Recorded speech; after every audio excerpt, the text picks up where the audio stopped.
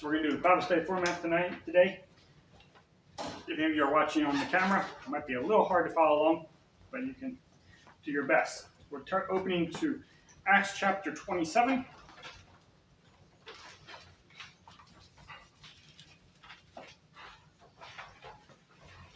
Okay, just a little bit of background into this. Last week was Paul's trial or testimony before King Agrippa.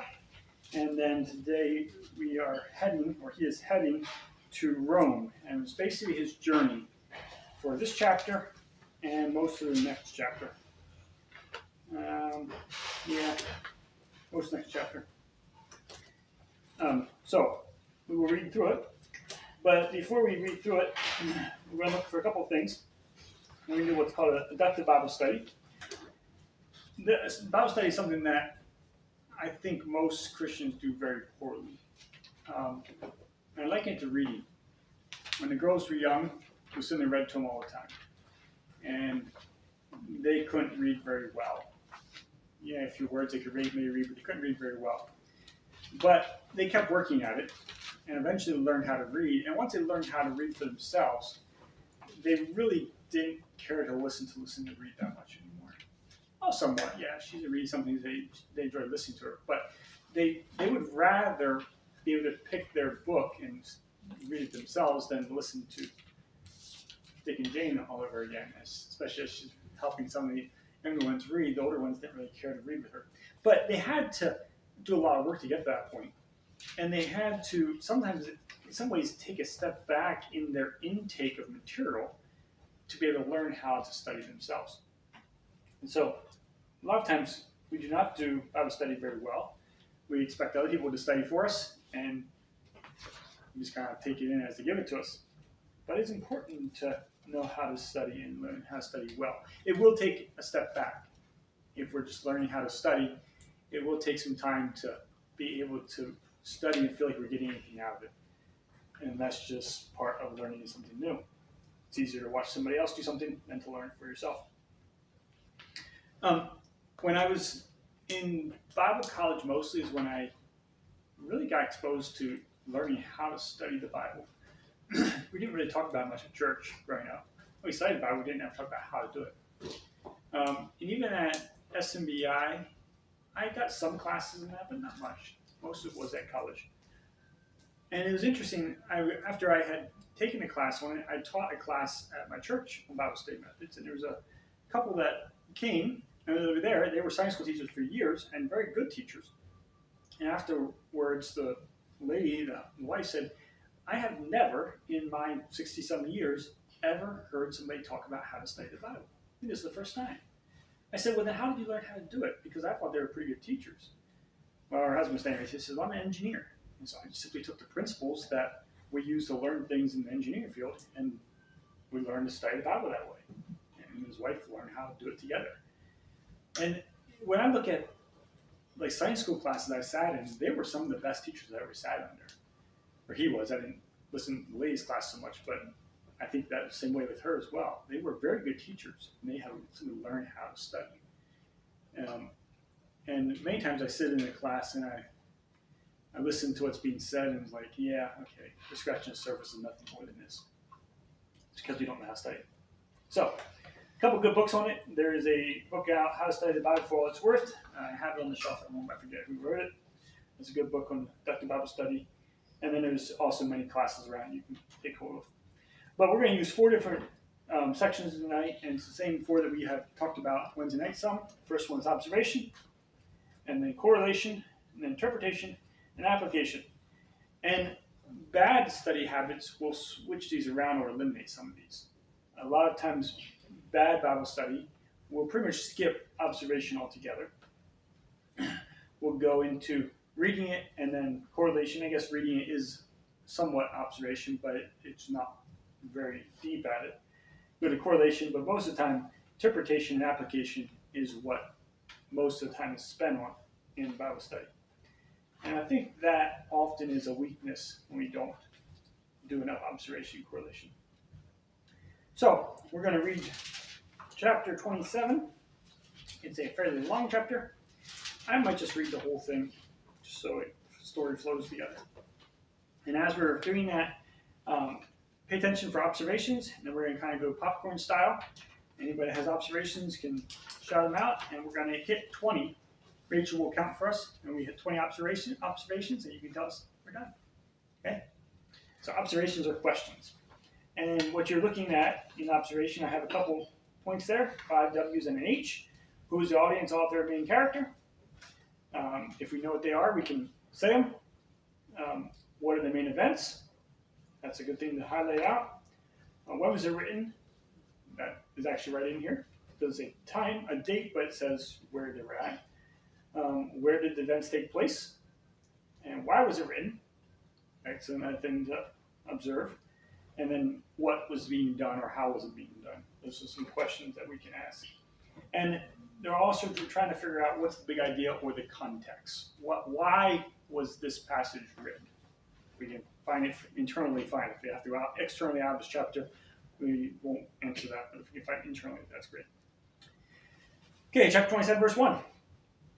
And when it was decided that we should sail to Italy, they delivered Paul and some other prisoners to one named Julius, a centurion of the Augustan regiment. So entering a ship of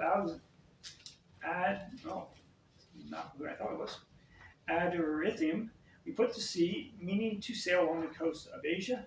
Articulus, Macedonia, Thessalonica Articulus of Macedonia and Thessalonica was with us. The next day we landed at Sidon, and Julius treated Paul kindly and gave him liberty to go to his friends and receive care.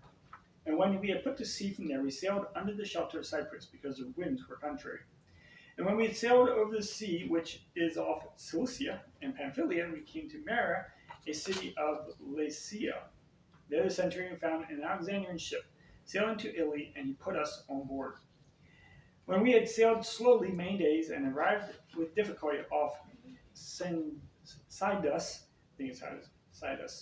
the wind not permitting us to proceed, we sailed under the shelter of Crete off Somalia. Passing it with difficulty, we came to a place called Fair Haven, near the city of Lycia. Now when much time had been spent, the sailing was now dangerous, because the fast was already over. Paul advised them, saying, Men, I perceive that this voyage will end with disaster and much loss, not only for the cargo and ship, but also our lives. Nevertheless, the centurion was more persuaded by the helmsman and the owner of the ship than by the things spoken by Paul. And when the harbor was not suitable to winter in, the majority advised to set sail from there also, if by any means they could reach Phoenix, a harbor of Crete, opening towards the southwest and northwest, and winter there. When the south wind blew softly, supposing they had obtained their desire, putting out to sea, they sailed close by Crete. Not long after, a tempest wind headwind arose, called Euroclydon.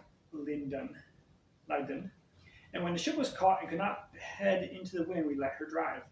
And running under the shelter of the island called Claudia, we secured the skiff with difficulty. When they had taken on board, they used cables to undergird the ship, fearing lest they should run aground on the Sardis sands. And they struck sail, and so were driven.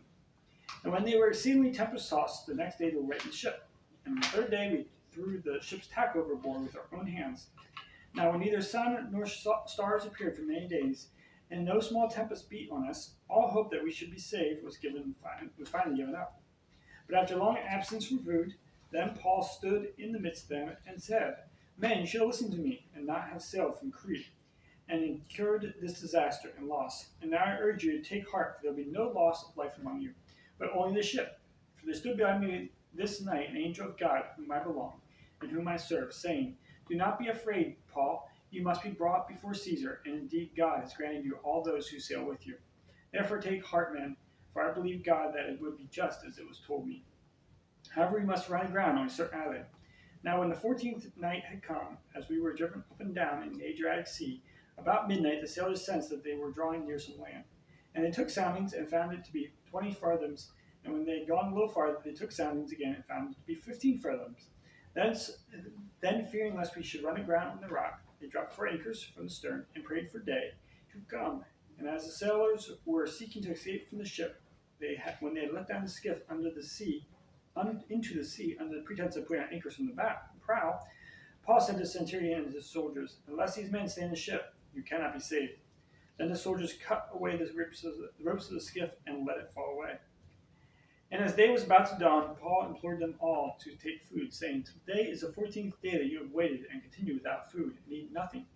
Therefore I urge you, take nourishment, for this is for your survival, since not a hair will fall from the head of any of you."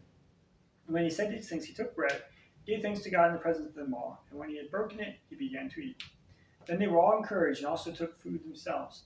And all were 276 persons on the ship. When they had eaten enough, they lightened the ship, threw out the wheat into the sea. And when it was day, they did not recognize the land, but they observed a bay with a beach. Also, my tongue.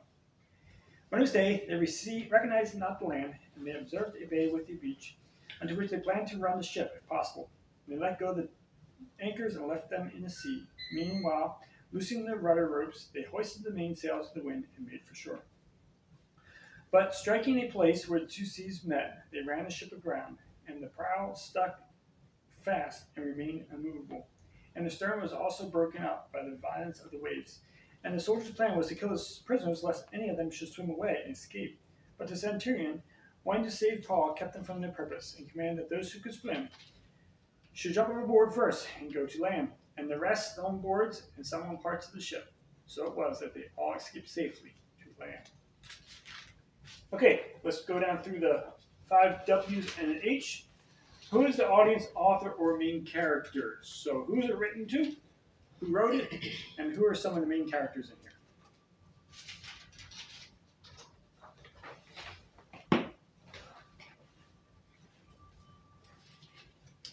Luke wrote it to Theophilus. Okay, so that's the audience and the author, Luke and Theophilus. And probably Theophilus meaning, sometimes it's understood as a righteous person. I don't know if it's his actual name or if it just means to noble person or noble persons possible. So it's the people who are, I'm going to say probably either believers or are intrigued by it. And we talked about that many, many moons ago when we first started to Acts. And Luke was a traveling companion of Paul. He also wrote the book of Luke. Okay, main characters. Paul. Paul? Dad, do you want me to count the Not yet. questions? Okay, Not not yet. Julius. Who else is listed? Maybe I'll have names for them all. The soldiers. Centurion. So Centurion, that's Julius. Oh, yeah. The soldiers, Sailors. sailors, The 276 people on the ship. okay? The captain or owner of the ship. And that's about it. 276 people. Centurion normally has 100 people underneath him. Was there 100 soldiers on this? Quite possibly there was. And so there might have only been a few passengers. You think of 100, a few passengers, I guess the soldiers are passengers. But if you think of 100 soldiers, plus Centurion 101, Captain 102, how many sailors did they have? 10, 15 maybe. You might not have that many other passengers. That's an interesting thought. It might have just been a bunch of prisoners. This might have been a prison bus, prison ship. Okay, what are the main events?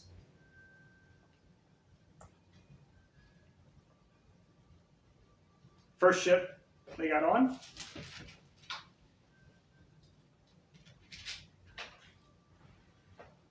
And then we have a whole bunch of events sailing past this place or that place. If you have a Bible map at the back of your Bible, you can pull it out. Where's my book map? There it is.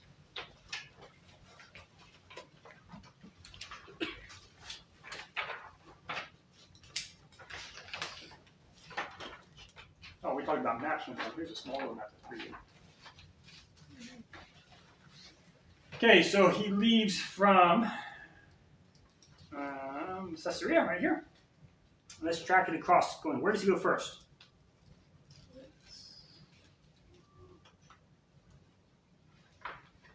Under the shelter of Cyprus, I think is the first one I see. Here's Cyprus, the island right here.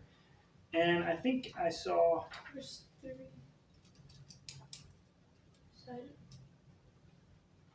Sidon. verse 3. Oh, Sidon. Okay, Sidon's up here.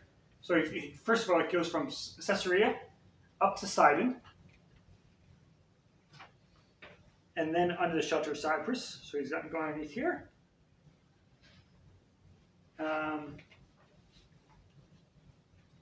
Pamphylia. I don't know if that's on here. I don't think it is. There you are here. Oh no, on the shelter. So probably up in here. Probably came around this way. Between Cyprus and Pamphylia.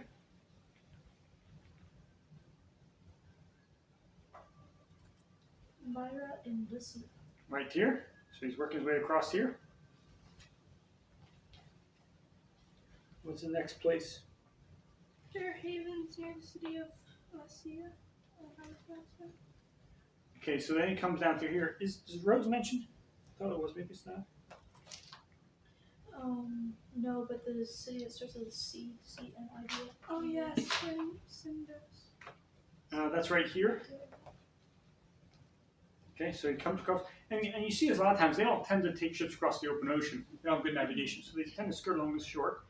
And then they're going to skirt down through here. They get to Fair Havens in verse 8. It says, with much difficulty, they're not able to get over here. And then they're trying to get to Phoenix right here. But they have a problem in Claudia. Where is that at? What verse is that in? 16. Running under the shelter of Claudia. Came across here. Trying to get to Phoenix. And that's when everything breaks loose. And they sail out across the open sea. Driven along by the wind. Across the open sea here. And next chapter, we'll find out they land at Malta. So they kind of go in this section here. Okay, so that's the main events. When was it written? What are some other things that are happening around this time?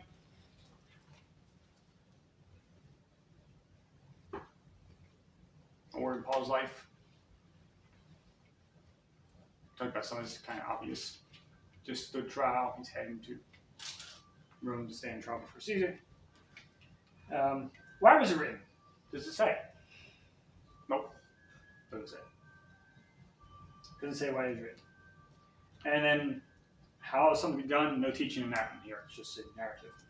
So what's the big idea?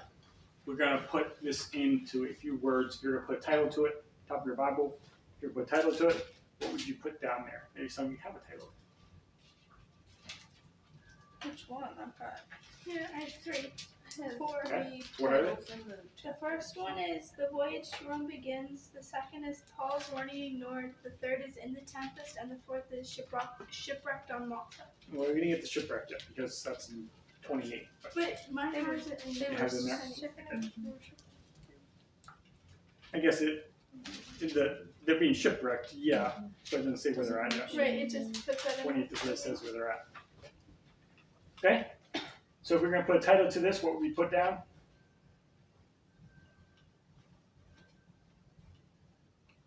Trouble on the way to Rome. Okay, that works. Okay, now start counting. We're going to start making observations or questions, and Rachel will count them for us.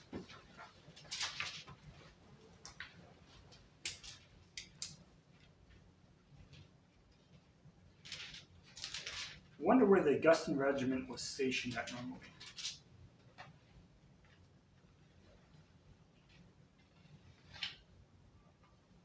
Julius treated Paul kindly. Paul's friends refreshed him.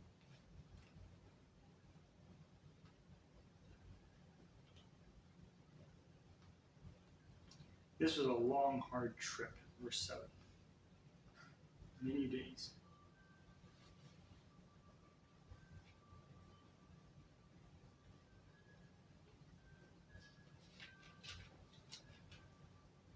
The centurion found an Alexandrian ship, verse 6.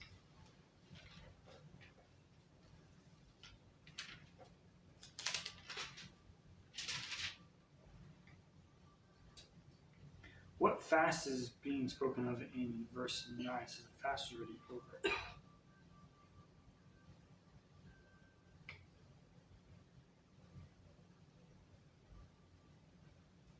centurion trusted the captain more than he trusted Paul.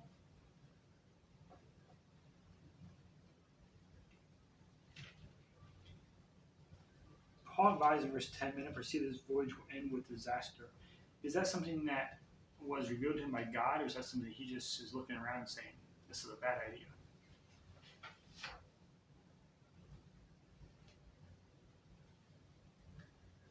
The centurion listened to Paul when he said if the sailors left, everybody would not be saved. So at first they didn't listen to Paul, and now he listens to Paul.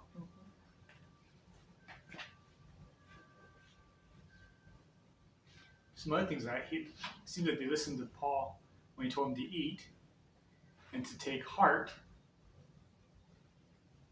It seems like he has earned their trust. I wonder what Paul was doing during this voyage.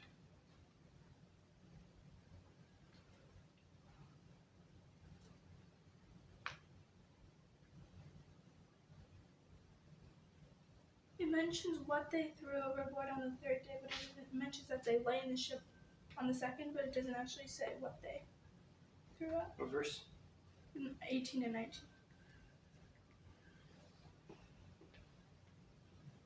Apparently these sailors were experienced because it sounds like it was a little strange that they didn't recognize the land.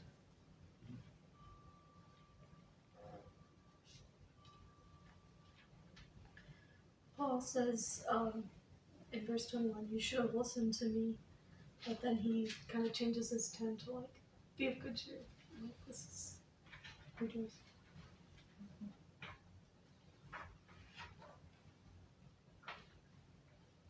Even though they don't really know what's going to happen to this ship, Paul still uses it as a chance to witness. And wait, I think it's 24 that 23 and 24 something that he's talking about. I find it interesting the sailors felt more safe in a little skiff than in that ship. Verse 30. They're going to get in the skiff and sail away.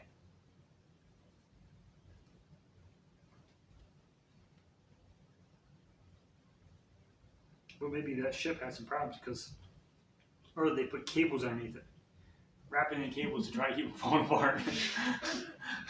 Maybe you feel maybe got the ship too. Notice in verse 29, your Bible says they prayed for the day. Mine says they wished for the day. What translation you have? King James. You got anything else? ESV says prayer as well. Okay.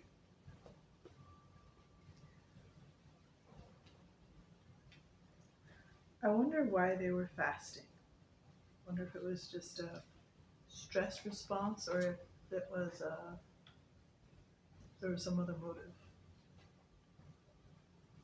In 42 and 43, it mentions that the soldiers planned to kill the prisoners, but the centurion wanted to save them.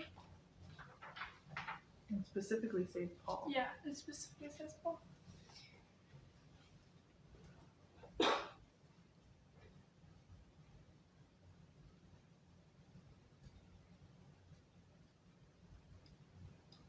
We saw a lot of anchors on boats yesterday when we were out kayaking. I wonder what these anchors look like.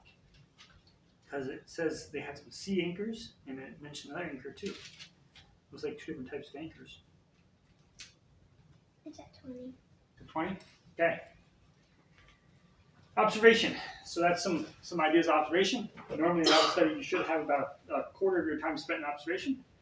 So you probably are right around there. What time is it? Yeah. It's time to move on. Correlation. So correlation, you could say comparing.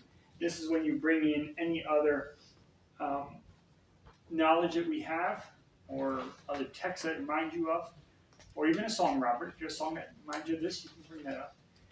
Anything that you think of that might shed some light on the passage here.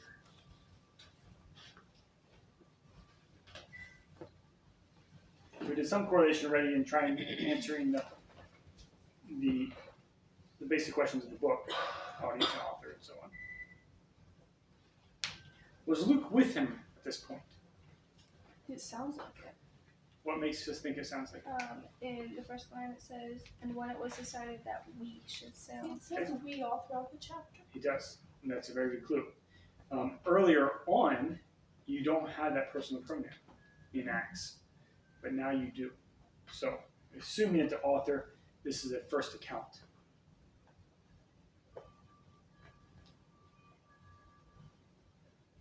I think of the epistles that Paul wrote where he talks about his trials and tribulations and he talks about being shipwrecked. Mm-hmm.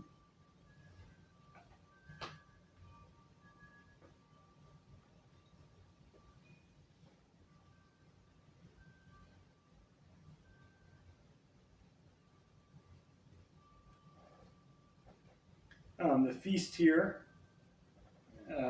says that it's after the feast, that's the Day of Atonement. So late September, early October. Sometime right around there is when you just do not want to be sailing that Mediterranean. The Mediterranean gets choppy very quickly, storms come up very quickly in late fall and winter. So as far as temperature goes, it's cold. This isn't a balmy hurricane that comes in here. Even though some places said hurricane force winds. It might be in 14 where it says Euros Bidon. yeah, that in the NIV I think it says hurricane force winds. In verse 2 where it's talking about who all's on the ship, it mentions Aristarchus. And in Colossians, Paul mentions Aristarchus, his fellow prisoner. Is that the same Okay. person?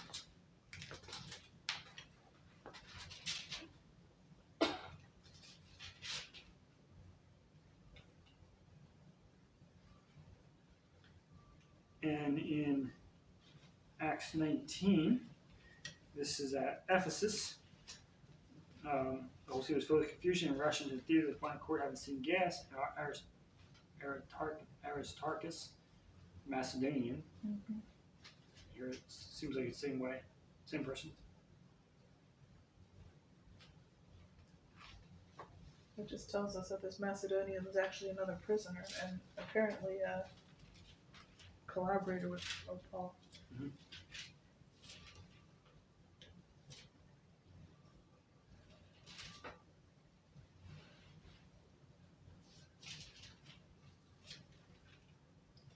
This makes me think of the discussion we had about soft power versus hard power. Paul is using his influence to make He's a prisoner, he has no hard power. yeah. Like, he has a lot of soft power. He earns it. I think we can see that Paul is somebody who, at least in person, and I'm going to say probably only in person, maybe some of his letters, is a very persuasive person. It seems like he is not so persuasive. He doesn't have like a cult image where people that don't even know him are attracted to him. People that know him, that see him operate, are attracted to him. Verse 25, when it says, "Be of good cheer, for I believe God," he's talking about how the angel came to him. It makes me think of when Jesus walks on the water and came up to the boat, Matthew 14. It says, "Be of good cheer, it is I."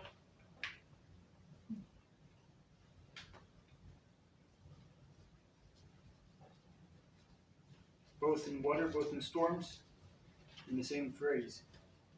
Gotta wonder if he's saying that somewhat copying Jesus there.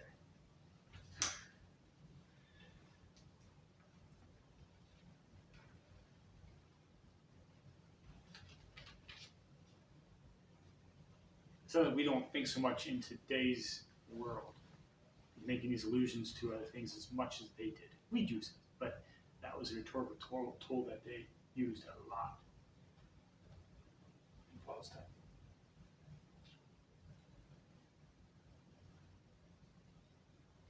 Okay, let's go over interpretation. Context, we kind of talked about that already. What are some key words, phrases, or themes? We just had a key phrase there. Be of good cheer.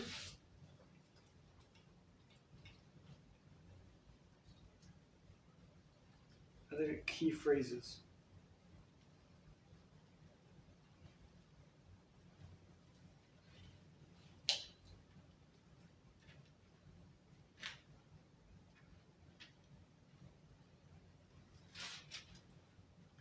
The phrase "we sailed," or "sailing," or "sailed" is a common phrase. Well, we might think, no, duh, of course they were sailing, but there is another option, and that is rowing. And there is one point here where it said with great effort. Where was that at? It's right at Claudia? No, not Claudia. Verse 16, yeah, it is by Claudia, and we had much work to come by the boat. Yeah. And when they had taken up, they used helps. And then it talks about fastening it too. What verse was that? 16 and 17. Is that not what you're looking for? Well, I'm not even seeing that, 16, 17. Oh, it says, and running under a certain island which is called Claudia, we had much work to come by the boat. In my version, it said that they secured the. Secure the skip with difficulty. That's not what I was talking about.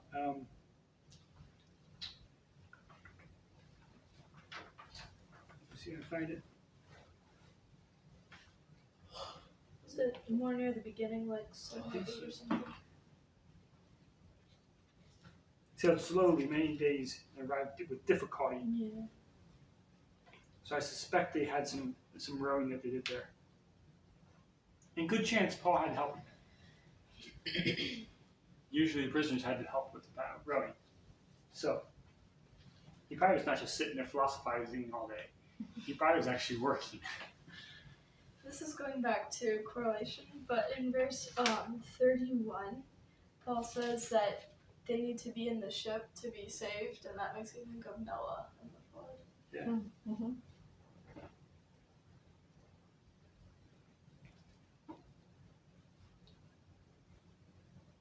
Okay, big question. Why is this written? What's the purpose or intent? Is it just setting the stage for what's happening next? And we're kind of cutting mid-story here, so maybe it is. Or cut out mid-story. But why all these different names and places and map out the whole route? Why did Luke think that was important? Isn't Luke somebody that just generally gets into details though? But why does he think it's important?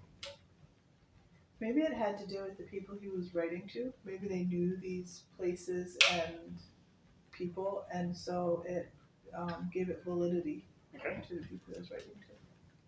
So by giving all the details, it makes it obvious we didn't just write this from an armchair. We were in it. Okay?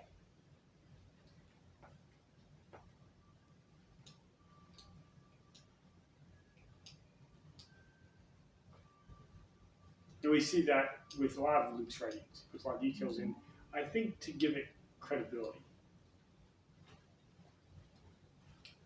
So is that a good thing? Credibility for this passage here. Luke is writing in a way to give it credibility. Paul has no credibility at the beginning, and through his work here, he gets credibility. Maybe that's a theme for it. So, timeless truth, that could be beginning something of a timeless truth. It's important to get credibility. Just nice sayings. Lots of politicians out there who want to say things certain ways to get everybody on their side, and they sell people to do the same thing. But how do you get credibility? By letting your words come to pass, not just having clever phrases.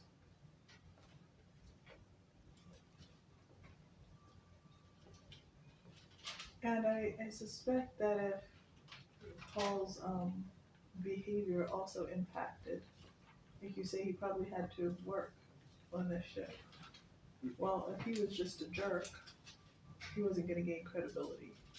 So apparently he conducted himself in such a way that they respected him and liked him. And if they didn't like him, they trusted him.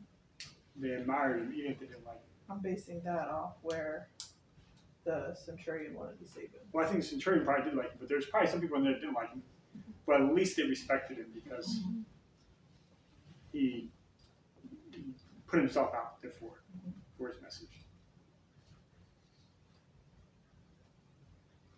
I think it's quite possible in those 270 some people, especially some of the soldiers who had no problem with killing him, that there's probably some who didn't like him.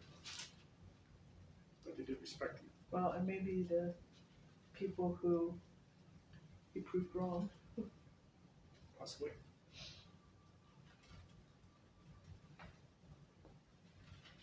Okay, any other timeless truths?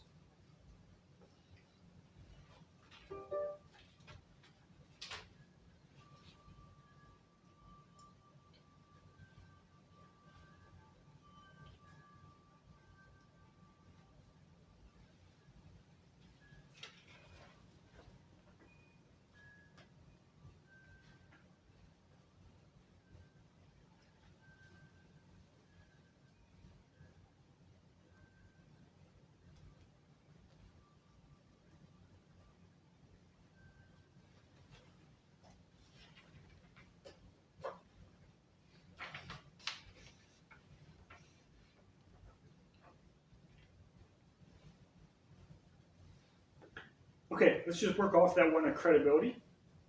You could say reputation, but let's go for credibility because I think that's probably, reputation can be kind of fleeting. Somebody can have a good reputation just because they present themselves well. Credibility requires that what you profess actually has some weight and has some depth to it. Let's go off that one there. So let's just say that's the point that the author is trying to make. So how are we going to apply this principle of credibility today? Now, a couple things with application. Once we figure out what the point is of the text, and I will say a text is not something that you can pull any points you want from it. No, there is a couple points, 1 or 2 points that the author is intending to make. It's not just fluid for anybody to pull anything out they want. That's the thing we tend to be weak on. But once you figure out what that is, then we need to accept it and say, okay, this is important. How are we going to do it? Applications must be testable, provable. You can't say, oh, we should be more credible and leave it at that. We have to have some way of saying that looking back, you say, I was less credible, now I'm more credible, or something like that. So applications have to be testable, provable, measurable, you could say. And then the last thing, tip 4, remember, spiritual maturity is not how much we know, but how much of what we know have we put into practice. So spiritual maturity is. You can go get your doctorate in biblical studies and be very spiritually immature. Or you can be someone with a elevator doesn't quite go to the top, a few fries short of half a meal, maybe not quite mentally sound, but what they know they're putting into practice. And that person is more spiritual, or more mature than the person with a theological degree. So, how are we going to use the principle? How are we going to use what he says here about how to gain credibility? How are we going to apply that to our lives?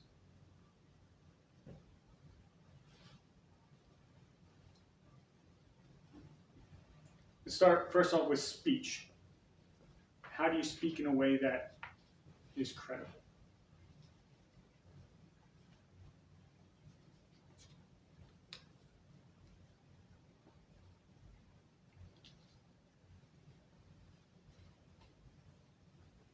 I'll throw 2 things out there.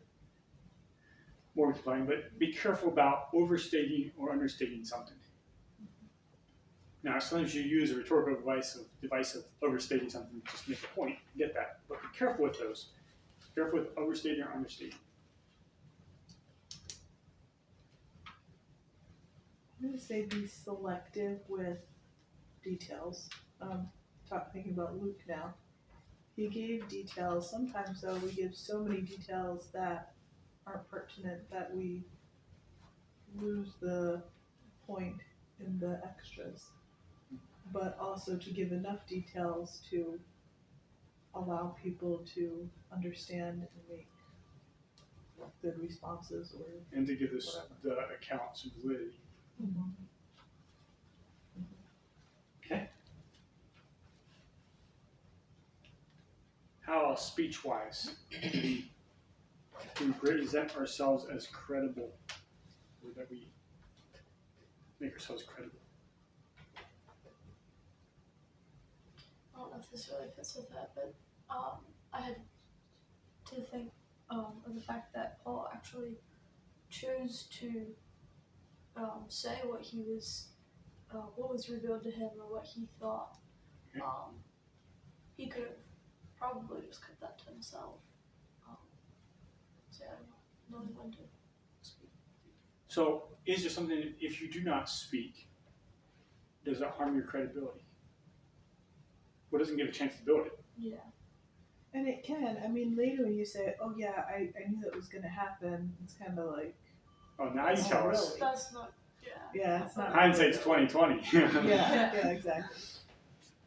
So knowing when to speak. Paul also, he said what he did, but then he was silent. He let them go ahead and do. He didn't keep pushing his way in there. That he knew better. Mhm.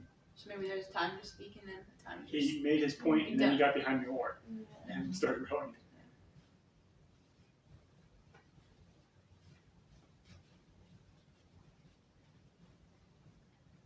He was also willing to speak again after he hadn't been believed. He didn't just say, "Well, you listen, now you can go get shipwrecked." No, he said, "Be of good cheer. This can still turn out okay." But he didn't speak again until he had more to say. Mm-hmm. He had his vision, and then he had more to say. Sometimes I think if we say something and it's not accepted, you have to find a different way of saying it. Don't just say the same thing over again. Find a different way of saying it. And this works in teaching too. If you're teaching something and it's not clicking, you can see the blank looks on your face. Well, don't try it again. Try a different approach. That didn't work. And that next time might work. I've taught many classes where I spoke the same material over and over and over again. And one class grabs it, and so I think I have it down and use the same format the next time, and they just look at you blank stares. It's not working. I learned that when I was teaching at York Kids Clubs, and I have 6 classes back to back, 9.5, 8 minutes long, something like that. And one class was with me, and so I used it again, and the next class was gone. You have to figure out what that class needs. Okay, so that's the speaking. Actions. How do we gain credibility in actions?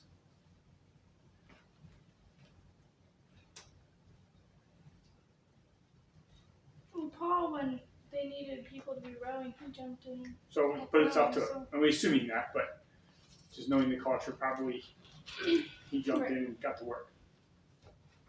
Probably. Okay. Again, we don't know, but I wonder. Do we know? Did he eat when he told others to eat? Yeah. Yeah. Took bread in the end. And blessed it. And yeah. So he Just those did guys. what he told other people to do. Yeah. Pretty easy way to be credible. And we don't know why they weren't eating. Maybe they weren't eating. Maybe they're fasting because they're calling on their gods. Quite possible that's what it was. Maybe they weren't eating because what's the point of eating if you're going to die anyway? So we would say, well, why not eat? You're going to die anyway. And he's saying, I'm not going to die anyway. I'm going to eat so I have the strength to get to shore. You should too. Don't they kind of say that's what it is? Because I thought in here they say at some point. Yeah, he says, therefore I urge you to take nourishment, for this is for your survival, since not a hair will fall from the head of any of you. Yeah. So it kind of seems like he is saying. That's what he's saying. That's why you should eat. Yeah. And it says up in verse 33 that Today's the 14th day you've waited and continue without food and eat nothing. That's what he says. So he blessed the food, eat it, and he ate it himself.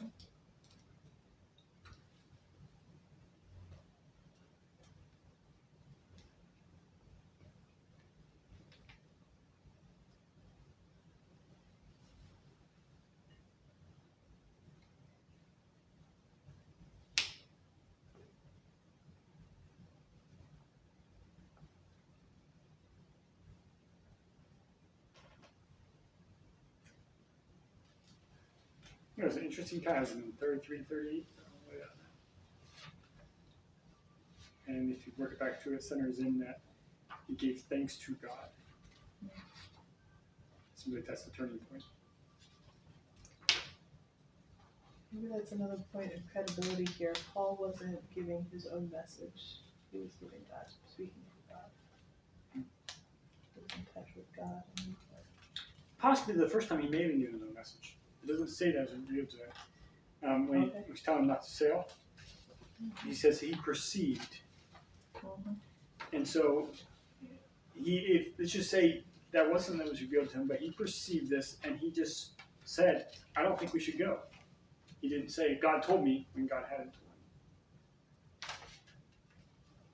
him. Again, that's not overstating something.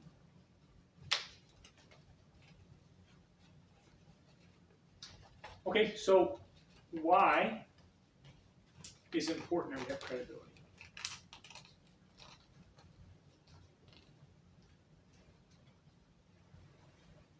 When people trust us, okay, so that's what obviously it's just people trust you.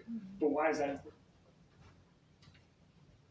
well, if we share the gospel, So it gets back to the point of if we're representing God, we need to be credible. There's something spiritual here. It's not just so that people trust you so that they will hire your service or whatever else, so they think good of you. No, it's a reflection of God is why we need to be credible. It's important. And Paul lands it pretty well here. Okay, so how are we going to be credible?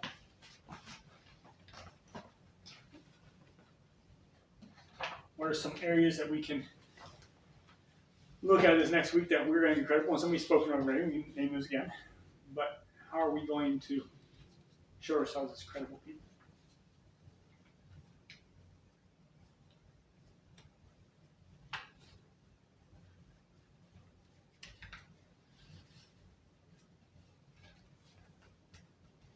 In speech, not overstating, not understating.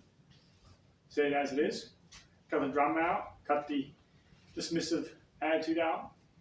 Just say it the way it is.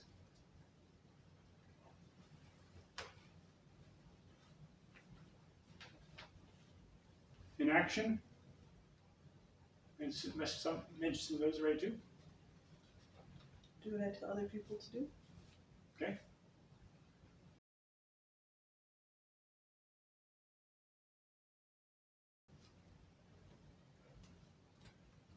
So what's your actions, your words match your actions, or your actions match your words?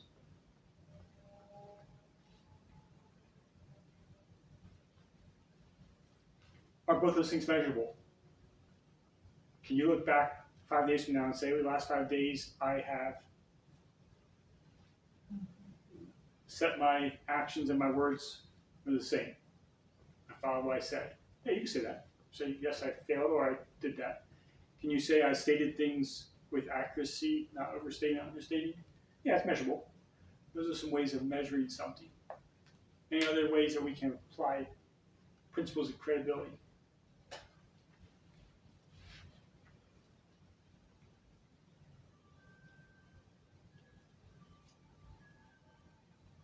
Be quiet. Not when I'm not being heard. See the time. Mm-hmm. If you're not being heard, shut up and let time prove you right. And then, like we said before, being willing to come back to that though, and Yeah. not completely shut up. Yeah. Still staying engaged. Maybe.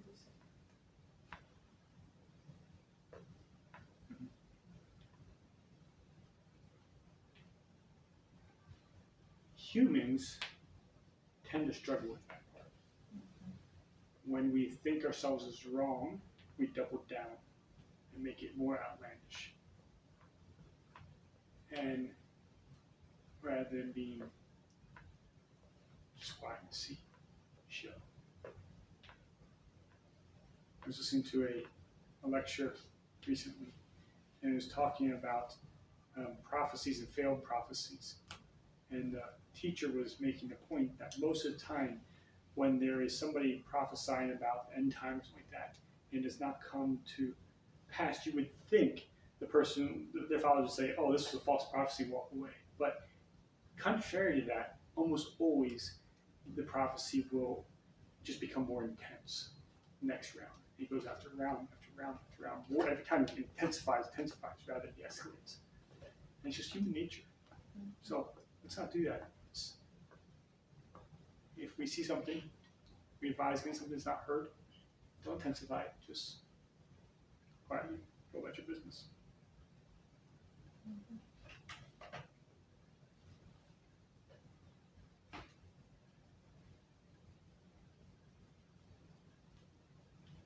Okay. Shut this down.